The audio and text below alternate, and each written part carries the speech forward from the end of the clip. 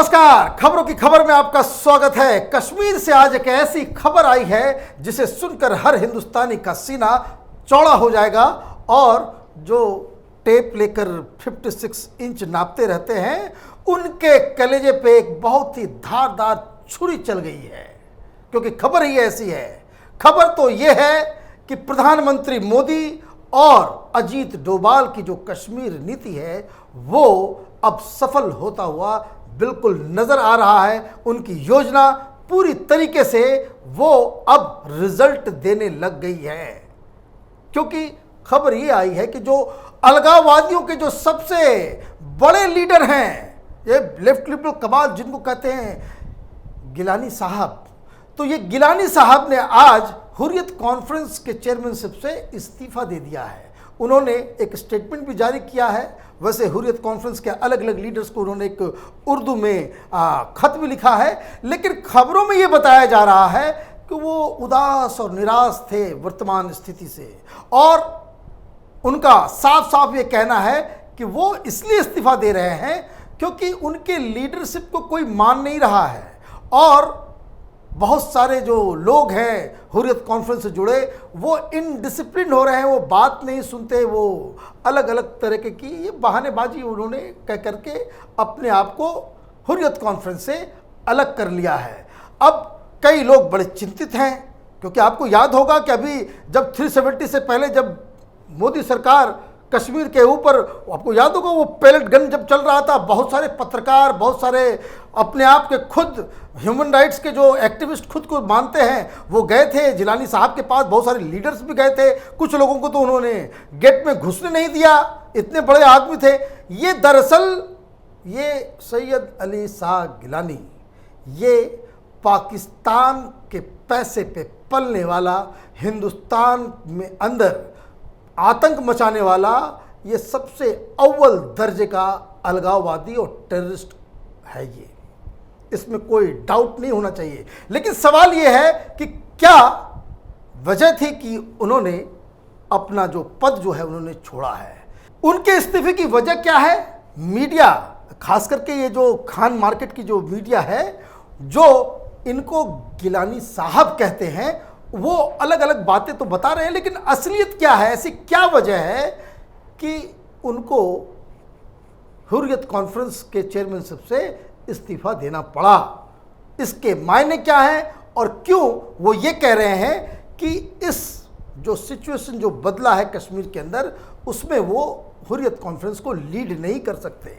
वैसे Khan market gang और ये जो टुकड़े टुकड़े गैंग के ये बहुत बड़े हीरो हैं, तो सैयद अली शाह गिलानी ने अचानक से उन्हें क्या हुआ कि उन्होंने इस्तीफा देने का फैसला कर लिया? ये सबसे मूठ सवाल है। तो पहली बात आप समझ लें कि ये जो सैयद अली शाह गिलानी है ये कोई लीडर नहीं है। इन्होंने अपनी एक पार्टी बनाई थी, चुनाव भी लड़े थे ये लोग, जनता ने स्वीकार नहीं किया, और जब जनता ने स्वीकार नहीं किया तब इनको लगा कि भाई अब किस तरह से सत्ता में आया जाए, किस तरीके से वहाँ पे राजनीति की जाए। तो ये सबसे पहला काम इन्होंने ये किया कि ये पाकिस्तान के पिट्ठू बन गए। तो कश्मीर के अंदर जितने भी जो आतंकवादी संगठन हैं, जो आतंकी हैं, जो तथाकथित जो वहाँ पे इंडिपेंडेंस मूवमेंट चल रहा है, वहाँ जो ह्यूमन राइट्स के खिलाफ जो आंदोलन चल रहा है इंडियन आर्मी और इंडियन स्टेट के खिलाफ, उसके ये सबसे बड़े लीडर बन गए। और इनकी पहचान क्या है? इनकी पहचान बहुत ही सिंपल है, ये एक मौलाना है। कैसा मौलाना?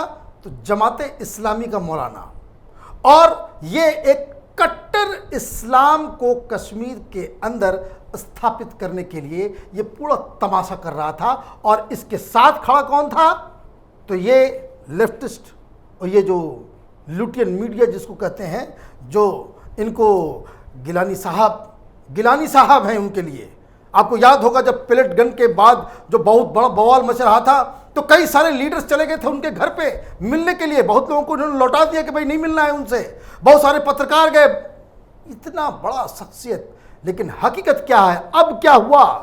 तो जब आर्टिकल, हालांकि कांग्रेस की सरकार हो या बीजेपी की सरकार हो, उनको हमेशा हाउस अरेस्ट ही रखा जाता है और बताया जाता है कि भाई बहुत खरबपति आदमी है ये मौलाना, खरबपति मौलाना है।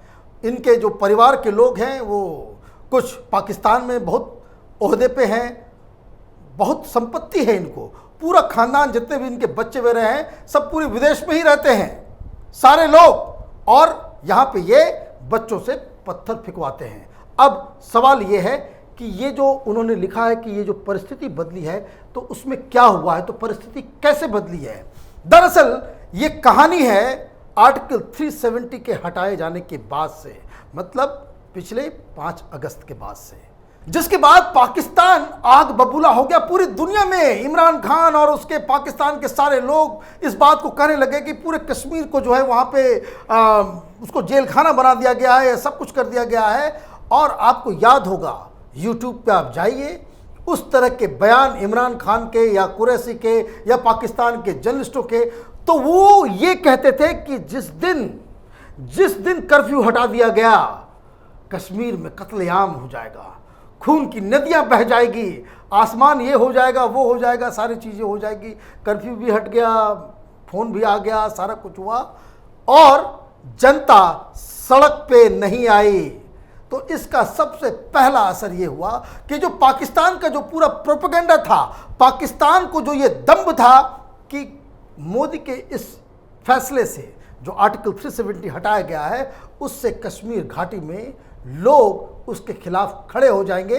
और ये खिलाफ खड़े कौन करेगा, तो ये हुर्रियत कॉन्फ्रेंस, जिसको अब तक पाकिस्तानी पैसे देते आए हैं, जिसको पालते आए हैं, लेकिन सारी चीज़ें खत्म हो गई, लोग आ नहीं रहे हैं, लोग सड़क पे आए नहीं, कोई बवाल नहीं मचा, ना खून की नदियां तो दूर, पत्थर माज भी नहीं मिल रहे हैं।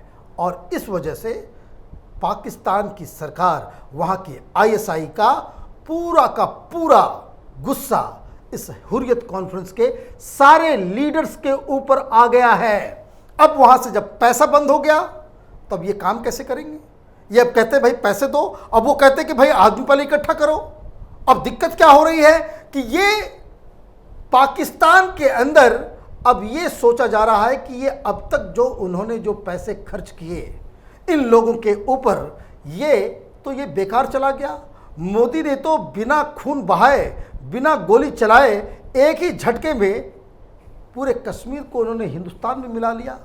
और अब जब लड़ने का वक्त आया है, जिस चीज़ के लिए 30-40 साल से ये गिलानी को पाल रहे थे, एक मौलाना को, एक मस्जिद में नमाज पढ़ने वाले मौलाना, जमाती मौलाना को इन लोगों ने खरपति बना दिया और अब वो हिसाब मांग रहे हैं। अब आप हिसाब मांगेंगे तो हिसाब ये कहाँ से देंगे। तो इन्होंने साफ साफ कह दिया कि चूंकि इस सिचुएशन में जब जनता उनके साथ नहीं है तो उनको ये छोड़ के जाना पड़ेगा। और इसलिए इन्होंने कि चूंकि ये थक गए, हार गए, जो मोदी और अजीत डोभाल की जो तैयारी, जो प्लानिंग चल रही थी, उसका सामना करने में ये पूरी तरीके से विफल हो गए हैं, इसलिए ये उन्हें बाकायदा इस्तीफ़ा देना पड़ा है। ये तो पाकिस्तान का साइड है, लेकिन और भी क्या चिंताएं हैं, और भी जो ये जो हुर्रियत कॉन्फ्रेंस का कैसे डोभाल साहब ने बाजा बजा दिया है उसके बारे में समझिए। अभी एक बवाल चल रहा है मीडिया में भी कि बहुत सारे लोगों को दिया जा रहा है नागरिकता, कश्मीर में क्यों नहीं मिलेगी नागरिकता। अब ये लोग कह रहे हैं कि यहाँ पे डेमोग्राफिक चेंज किया जा रहा है। अच्छा, डेमोग्राफिक चेंज किया जा रहा है, जब यही अली साहब जिलानी जैसे लोग, ये सारे लोग, ये जो अभी जो ह्यूमन राइट एक्टिविस्ट बनते हैं, ये लोग, जब ये लोग दौड़ा दौड़ करके वहां से घाटी से हिंदू को वहां से भगाया था, बलात्कार किए थे, मर्डर किए थे, तब डेमोग्राफिक चेंज नहीं हो रहा था। तब कहां थे ये लोग, क्यों सारे ये तो अपने आप में अजूबा है कि कश्मीरी पंडित अपने ही देश में शरणार्थी बनकर के रह रहे हैं इतने सालों से, और कोई शख्स उनके ह्यूमन राइट्स के बारे में बातचीत नहीं किया। इसलिए सरकार ये जो कर रही है, जो व्यवस्था जो पहले थी, जिस तरह का घाटी था, जो किस तरह से वो भारतीय संस्कृति का एक अहम पिलर हुआ करता था, उसको रिस्टोर करना ये केंद्र सरकार की जिम्मेदारी है। और इसलिए जब वहाँ पे, तो अब तो वहाँ पे बाहर से भी लोगों को बसाया जाने लग रहा है, वहाँ के लोग भी अब सरकार के साथ आ गए हैं। और इसके खिलाफ भी जब लोग इकट्ठा नहीं हो रहे हैं तो हुर्रियत कॉन्फ्रेंस का जो फेस है वो उसके ऊपर धब्बा पड़ रहा है। एक और बात जिसको लेकर के ये हुर्रियत कॉन्फ्रेंस वाले अब इनको समझ में नहीं आ रहा है कि क्या किया जाए। वो क्यों? क्योंकि ये जो जमाते इस्लामी जिसका ये मौलाना हुआ करता है, ये जो आप कैपिटल टीवी ने कुछ महीने पहले एक स्टोरी हमने की थी कि किस तरीके से ये जमाते इस्लामी के लोग पाकिस्तान से पैसे खा करके, ये जो आतंकी कोई मरता था तो ये जो भीड़ इकट्ठा करने के जो एक पूरा तंत्र था उसको हम लोगों ने एक्सपोज किया था कि किस तरीके से वहां पे ये सारी चीजें होती हैं। अब जब से वो स्टोरी हुई उसके बाद से अब आप देखिए कि पिछले 2 महीने से भारतीय सरकार ने, हिंदुस्तान की सरकार ने एक बेहतरीन फैसला लिया कि अब कोई आतंकी पकड़ा जाएगा, मारा जाएगा, उसकी लाशों को उसके परिवार वालों को नहीं दिया जाएगा। क्योंकि जब वो दिया जाता था ये तमाशा करते थे। तो पिछले 1 महीने में 30 से ज़्यादा आतंकियों को सफाया किया गया है। लेकिन आपने कहीं देखा, कोई वीडियो देखा, कहीं खबर सुनी, कहीं एनडीटीवी में कोई न्यूज़ चला कि उसके लास्ट राइट में उसके जो जनाजा जो निकल रहा है उसमें कश्मीरी जो है हजारों हजार की संख्या में आ रहे हैं जिस तरीके से पहले आया करते थे? तो नहीं।